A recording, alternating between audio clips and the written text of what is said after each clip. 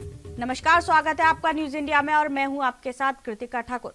उत्तरी कश्मीर के बारामूला जिले के सोपेर के बारपोरवा इलाके में चल रहे ऑपरेशन में शुक्रवार को सरकारी बलों ने एक आतंकवादियों को मार गिराया। सूत्रों ने बताया कि गुरुवार देर रात हुई मुठभेड़ में एक आतंकवादी मारा गया है। हालांकि उन्होंने कहा कि मारे गए आतंकवादी की पहचान अभी तक नहीं हो पाई है। सेना की 22 आरआर और जम्मू कश्मीर पुलिस की एसओजी ने क्षेत्र में एक खोज अभियान के बाद इस कार्रवाई को अंजाम दिया।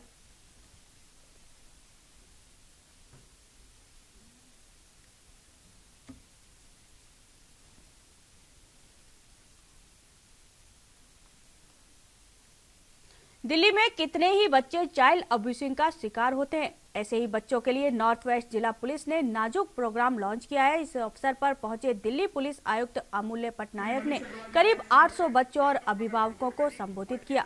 सैकड़ों की संख्या में बैठे इन बच्चों को समझाया जा रहा है कि बैड टच और गुड टच में क्या होता है। साथ ही यह भी बताया जा रहा है कि वह किसी लालच में किसी हादसे का शिकार ना हो। नाजुक मगर कमजोर नहीं, और इसकी शुरुआत करते हुए बहुत बहुत धन्यवाद सभी का। चूंकि कार्यक्रम हरियाणा के फरीदाबाद में केजीपी हाईवे के पास एक युवक का शव मिला है, जिसके बाद पूरे इलाके में सनसनी फैल गई।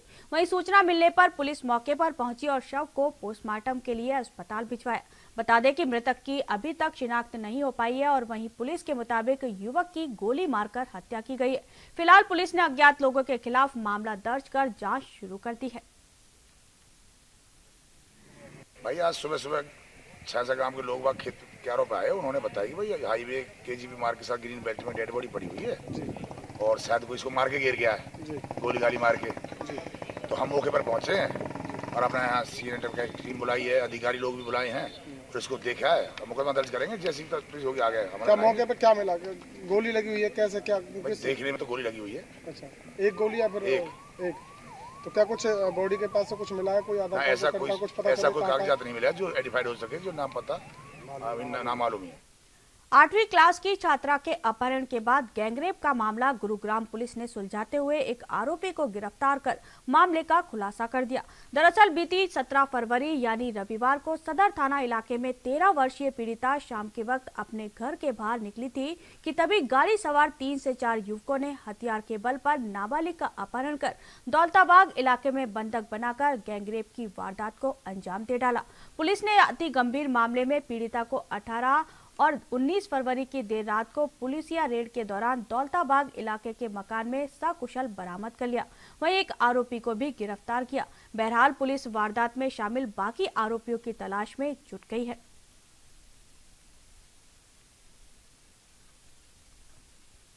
जब शाम को 6 बजे के आसपास बच्ची घर से दूध लेने गई थी, उसके बाद काफ़ी देर हम इंतजार करते रहे, नहीं आई। तो वो नहीं मिली तो हमें आसपास सारे में पता किया, कहीं भी नहीं मिली। तो हमने सदर थाना में जाके रात को 10 बजे एप्लीकेशन दी थी। उसके बाद उनकी कोई कार्रवाई हमें मिली नहीं, लेकिन अगले दिन तक हम सारे में ढूंढते रहे, कहीं भी कुछ सुराग नहीं था। अगले दिन 10 बजे हम जाके फिर पहुंचे सदर थाना में, जब FIR डाली गई दोबारा से। उसके बाद उन्होंने कार्रवाई की और उसको पता करके उन्होंने इसमें दौलताबाद से पकड़ा है लड़कों को और बंधक बना रखी थी लड़की जी, ताला तोड़ के घर से निकाली है। ये गुरुग्राम के सदर पुलिस स्टेशन की जुरिडिक्शन में एक 13-14 साल की लड़की थी जो घर से गायब हो गई थी, जिस संबंध में सदर पुलिस स्टेशन में 363-366 IPC के अंतर्गत अभियोग अंकित किया गया और लड़की को 18-19 की रात को बरामद करके उसके 164 CRPC के बयान माननीय अदालत में कराए गए और उसका मेडिकल कराया गया। जो बयान के मुताबिक उसने 3 लड़कों को बताया है कि एक कार में डालकर उसको लेकर गए थे और 2 लड़कों ने उसके साथ दुष्कर्म किया है, जिस संबंध में पॉक्सो एक्ट की धारा ऐड कर दी गई है और इसमें आरोपियों की गिरफ्तारी के लिए जो है धरपकड़ के लिए अलग से टीमें बनाई गई। पश्चिम बंगाल के पुरुलिया में एक मकान में आग लगने से 7 लोगों की मौत हो गई। बता दें कि गुरुवार देर रात पुरुलिया के महादेवपुर गांव के समक्ष यह दुर्घटना हुई, जहां पुलिस ने बताया कि मृतक परिवार के लोग ताल पेड़ के नीचे ही अस्थायी घर बनाकर रह रहे थे कि अचानक उनके मकान में आग लग गई और वही घटना की सूचना पर पुलिस बल और दमकल की गाड़ियां मौके पर पहुंची और आग पर काबू पाया गया।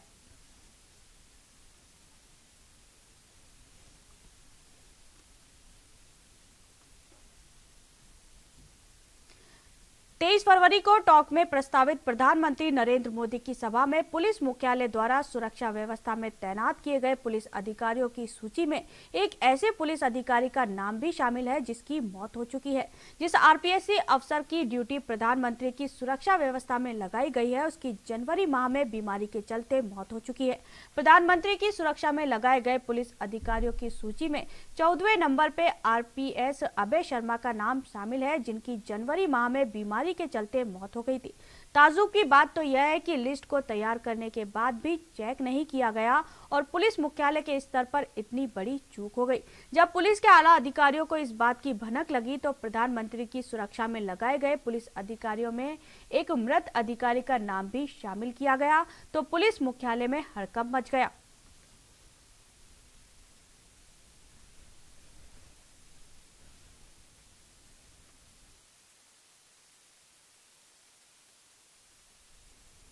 भरतपुर में शुक्रवार को राजस्थान पटवार संघ और कानूनगो संघ उपशाखा भरतपुर के तत्वाधान में तहसील कार्यालय भरतपुर में पटवारियों ने हड़ताल कर विरोध प्रदर्शन किया।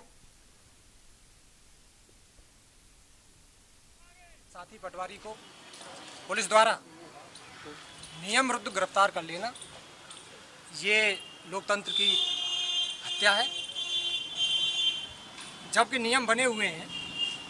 राजस्व मंडल अजमेर से भी परिपत्र क्रमांक 15/3/2000 और गृह विभाग के परिपत्र क्रमांक 24/8/2015 की अवहेलना करते हुए पुलिस द्वारा एक राज्य कर्मचारी को गिरफ्तार कर लेना अपने आप में संविधान की हत्या है। और ये घटना झालावाड़ जिले के खानपुर थाना अधिकारी द्वारा हमारे साथी पटवारी पूरनमल मीना के साथ 25/1/2019 को वहाँ के थानेदार ने दुर्भावनापूर्वक कोई अपनी रंजिश रखते हुए उनको गिरफ्तार कर लिया। इस एवज में पूरा राजस्थान पटवार संघ मांग करते हैं कि उस थाना अधिकारी को निलंबित। नगर निगम ने शुक्रवार को बड़ी कार्रवाई करते हुए विद्याधर नगर जोन में अवैध रूप से बनाई जा रही 3 बिल्डिंगों को सीज कर दिया। नगर निगम का सतर्कता दस्ता पूरे दल बल के साथ पहुंचा और 3 अवैध निर्माणों को सीज कर दिया गया। कार्रवाई जोन उपायुक्त विद्याधर नगर के निर्देश पर की गई है, जहां नगर निगम की विजिलेंस टीम के CI Rakesh Yadav, SI Harphul, JEN Amit Khoda भी मौके पर पहुंचे और अवैध निर्माणों को सीज किया गया।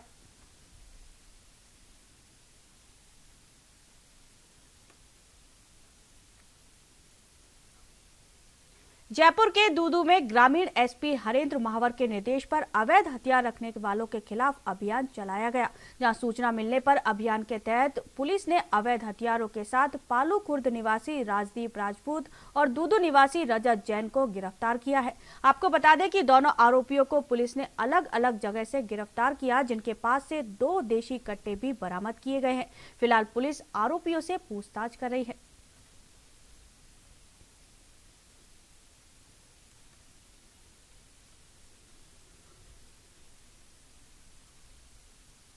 उत्तर प्रदेश में एटीएस की टीम ने देवबंद से 2 संदिग्ध छात्रों को गिरफ्तार किया है, जिसे लेकर लखनऊ में डीजीपी ओपी सिंह ने प्रेस कॉन्फ्रेंस की। इस दौरान उन्होंने बताया कि पकड़े गए संदिग्ध शाहनवाज अहमद तेली और आकिब पर जैश ए मोहम्मद से संबंध रखने का आरोप है, जिनमें से शाहनवाज जम्मू कश्मीर के कुलगांव का रहने वाला है और ग्रेनेड का एक्सपर्ट माना जाता है, जिसे लेकर एटीएस की टीम पुलवामा हमले में शाहनवाज और मलिक की भूमिका की जाँच कर रही है।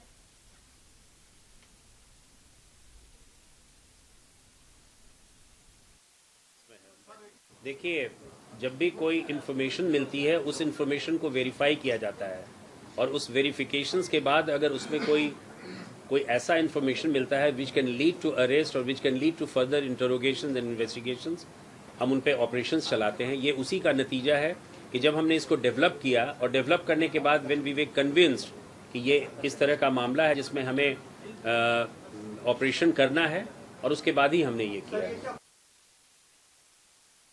उत्तर प्रदेश के प्रतापगढ़ में स्वास्थ्य विभाग के पास रेबीज इंजेक्शन का अकाल पड़ा है, जहां मरीज रेबीज के लिए पीएससी व सीएससी के चक्कर लगा रहे हैं और इस विरोध में मरीजों के तीमारदारों ने जिला अस्पताल पहुंचकर जमकर हंगामा किया और अस्पताल पहुंचकर धरने पर बैठे सीएमओ मुर्दाबाद के नारे लगाए।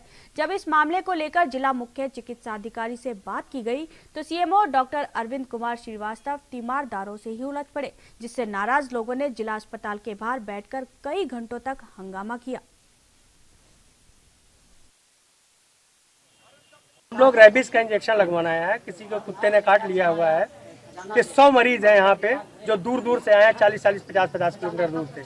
सब अपना पैसा लगा के आते हैं, जिनके पास बहुत पैसा नहीं होता, मार्केट से नहीं खरीद के लगा सकते हैं, वो सब जिला अस्पताल आते हैं। लेकिन यहाँ 5 दिनों से रेबीज इंजेक्शन है नहीं। सीएमओ ये कह रहा है कि अभी हमने अप्लाई किया है, 1 हफ्ते 10 दिन बाद आएगा। अब जिन लोगों का ड्यू है कि 2-4 दिन बाद 22 तारीख का इंजेक्शन लगना था, आज उनको नहीं लगेगा तो वो इंजेक्शन फिर से जो है री इंजेक्शन लगने शुरू। बरेली के नेशनल हाईवे 24 पर लोटस कॉलेज की बस ने बाइक को टक्कर मार दी, जिसके बाद ड्राइवर ने बस भगाई तो बाइक बस में फंस गई और बस बाइक को घसीटते हुए दूर तक ले गई और जिसके बाद बाइक में पेट्रोल से आग लग गई। पीआरबी ने पीछा करके बस को रुकवाया और स्कूली बच्चों की सकुशल बाहर निकाला। हादसे में घायल बाइक चालक सहित 2 लोगों की अस्पताल में भर्ती करवाया गया।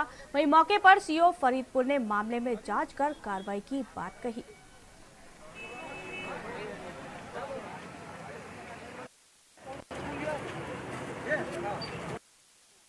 राजेश्वर सिंह यादव, आप पीआरबी 213 पर। क्या हुआ मामला? मामला मैं पीआरबी मेरा लोकेशन था यहाँ पर रिलायंस पेट्रोल पंप पर, तो मैं अपने रिलायंस पेट्रोल पंप पर खड़ा था।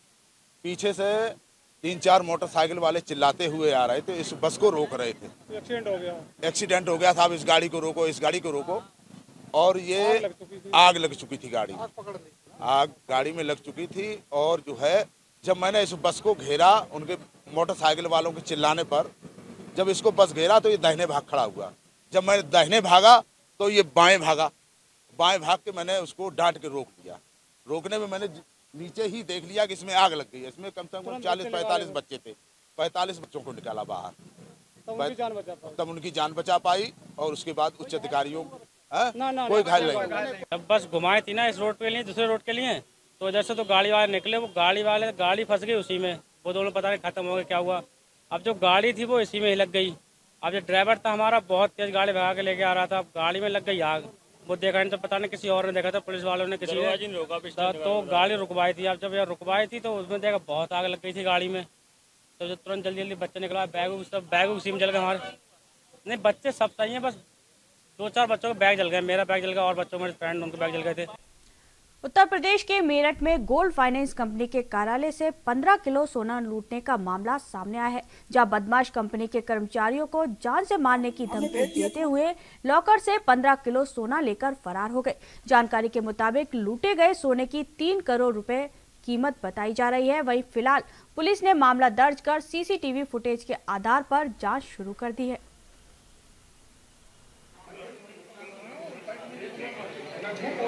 इसमें जैसा कि लोगों को बताना है, तो लग रहा है कि 2 बदमाश आए, जिन्होंने यहाँ के 3 कर्मचारी हैं, इनको रजिस्टर लगा के एक किनारे किया और धमकी के आधार पर डरा के लगभग जैसा कि लोगों को बताना है 15 किलो के लगभग के जेवरात हैं। उत्तर प्रदेश के सोनभद्र में एक गाड़ी अनियंत्रित होकर पेड़ से जा टकराई, जिसमें 3 लोगों की मौके पर ही मौत हो गई और 5 लोग गंभीर रूप से घायल हो गए। वहीं घटना पन्नूगंज थाना क्षेत्र के शुभाव गांव की है। वहीं घटना के बाद आक्रोशित लोगों ने सड़क को जाम कर दिया, जिसकी सूचना मिलने पर एसडीएम और पुलिस मौके पर पहुंचे और घायलों को अस्पताल पहुंचाकर जाम को खुलवाया।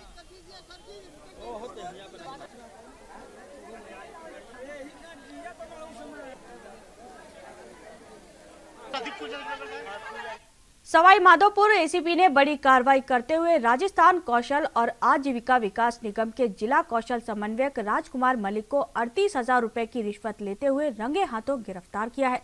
एसीपी से मिली जानकारी के अनुसार मनोहरपुर चौथ का बरवाड़ा निवासी काना माली ने एसीपी को शिकायत की थी कि कौशल और आजीविका विकास निगम अधिकारी राजकुमार मलिक ने युवाओं के कौशल प्रशिक्षण के कोर्स के आधार पर वेरिफिकेशन रिपोर्ट और आंकलन रिपोर्ट की एवज में 50,000 रुपए की रिश्वत की मांग की थी।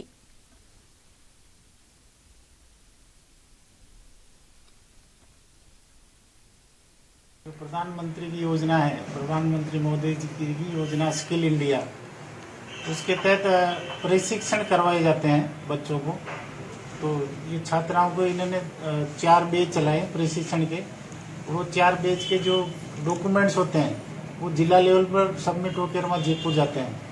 तो ये जिला लेवल पर जो कार्यरत है Rajkumar ji Malik, DSC district skill coordinator, इन्होंने पहले 2 बैच के डॉक्यूमेंट इन्होंने सबमिट कर दिए थे, जयपुर भेज दिया। अभी 2 बैच के कागज और सबमिट करने हैं, जिसमें उनकी वेरिफिकेशन, आधार वेरिफिकेशन और सडन रिपोर्ट, ये कार्रवाई शामिल रहती है। इनको कंप्लीट करने की एवज में इनसे राजकुमार जी ने 50,000 रुपये रिश्वत की मांग की। 12,000 रुपये इन्होंने पूर्व में ले लिए, जिस दिन वो पहले 2 बैचों की रिपोर्ट सबमिट की थी उस टाइम। 38,000 रुपये और शेष थे, जिसके लिए बार बार इनसे रिश्वत की मांग कर रहे थे। उत्तराखंड में क्लिनिकल एस्टेब्लिशमेंट एक्ट की जगह Uttarakhand health care establishment act लागू करने की मांग को लेकर पूरे प्रदेश के निजी चिकित्सक शुक्रवार से ही बेमियादी हड़ताल पर हैं। इस हड़ताल का असर अब रुद्रपुर में भी देखने को मिल रहा है, जहां प्राइवेट अस्पताल के चिकित्सकों ने शुक्रवार को रुद्रपुर में धरना प्रदर्शन कर राज्य सरकार के खिलाफ जमकर नारेबाजी की। वहीं डॉक्टर्स का कहना है कि राज्य सरकार क्लिनिकल एस्टेब्लिशमेंट एक्ट लागू कर निजी चिकित्सकों की अनदेखी कर रही है। साथ ही उन्होंने कहा कि सरकार जल्द से जल्द उनकी मांगों को पूरा करे, नहीं तो आंदोलन जारी रहेगा। पूरे जीवन अपने मरीजों के इलाज में अपनी जिंदगी बितानी है, और हमको सेल्फ क्लोजर इसलिए करना पड़ा कि सरकार बहुत हठधर्मिता निभा रही है। हमारी सरकार हमारे अभिभावक होते हुए भी हमारी बात नहीं सुन रही है, और सरकार का ये पक्ष कि अपने अड़ियल रवैया, जो कि दिल्ली, हरियाणा, गुजरात जैसे स्टेट्स ने भी जिस कानून को रिजेक्ट कर दिया, उस कानून को हिल स्टेट में और इतनी एडवर्स कंडीशन में होते हुए भी हमारी सरकार लागू कर रही है। ये पूरी की पूरी IAS लॉबी और हमारे जो पॉलिटिशियन जो इस समय राज कर रहे हैं हम पे, ये राजा प्रवृत्ति का, ये जो पुरानी जो सामंतवादी प्रवृत्ति है इनकी, कि किसी जनता की नहीं सुननी है, इन्होंने अपनी जिद पे अड़े रहना है। इस बात पे ये लोग कायम हैं, और मैं जिन विधायकों ने और जिन नेता प्रतिपक्ष ने हमारा कल विधानसभा में ये सवाल उठा करके समर्थन किया है, उनका हार्दिक अभिनंदन करता हूं। और मैं IMA के साथ से ये आपको भविष्य में इसके लिए ये भी बताना चाहता हूं कि हम सब डॉक्टर मिलकर उन लोगों का ही समर्थन भविष्य में करेंगे, उन लोगों के साथ ही खड़े रहेंगे जो आज विपत्ति में हमारे साथ खड़े हैं। ये कानून जो कि बहुत ही काला कानून है, जनता विरोधी कानून है, इसको हटाया जाए। और हम आपके माध्यम से जनता से ये अपील करना चाहेंगे कि वो हमारी बात को समझे, हमारी लड़ाई हमारे साथ लड़े, ताकि इस पहली सरकार के काल में कुछ आवाज करे और वो हमारी इस स्थिति में कुछ सुधार लाए। ऐसा कानून ना लाए जो कि फॉलो नहीं हो सका है हमारे राज्य में, उसमें सुधार किया जाए, ताकि अगर ये कानून लगता है तो इस प्रदेश में केवल सरकारी अस्पताल बचेंगे या बहुत बड़े और बहुत महंगे अस्पताल बचेंगे। ये बात हम जनता को बताना चाहते हैं। अगर आप चाहते हैं कि आपको अच्छी सेवाएं उचित दरों पे मिलती रहे, तो ये कानून को हटाना ही पड़े। सितारगंज क्षेत्र में अवैध खनन और ओवरलोड की शिकायत पर पुलिस ने 3 दिन में 2 ट्रैक्टर ट्रॉली और एक डंपर को सीज किया है। बता दें कि सिटकुल के अकरोली क्षेत्र और साधुनगर में खनन का कारोबार चलता है, और इसी बीच खनन माफिया ओवरलोड और चोरी का खनन भी निकालते हैं। इसकी शिकायत पर सिटकुल पुलिस ने सोमवार को ट्रैक्टर ट्रॉली और एक डंपर को सीज किया था, जिसकी रिपोर्ट बनाकर जुर्माना वसूलने के लिए जिला अधिकारी और वन विभाग को भेजी गई है।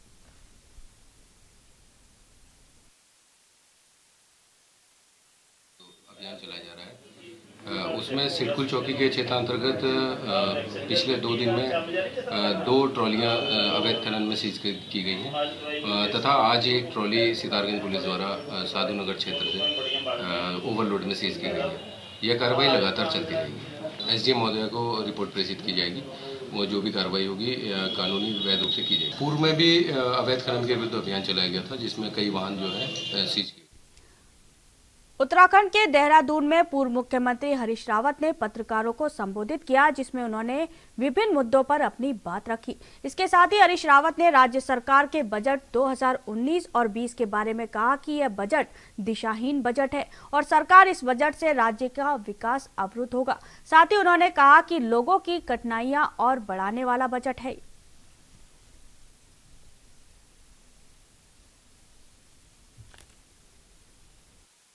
बिल्कुल दिशाहीन बजट है। इसमें कुछ मोदी हैं, कुछ दीनदयाल हैं, कुछ और हैं, मगर इसमें सिरे से उत्तराखंड और उत्तराखंडी अब गायब है। उत्तराखंड का नौजवान गायब है। ये विकास विरोधी बजट है। इससे राज्य की विकास पीछे को आएगा, बेरोजगारी बढ़ेगी और लोगों की कठिनाइयां और बढ़ेंगी। ये निराश करने वाला बजट है। इस बुलेटिन में फिलहाल इतना ही। देश प्रदेश से जुड़ी तमाम खबरों की अपडेट्स के लिए देखते रहिए न्यूज़ इंडिया।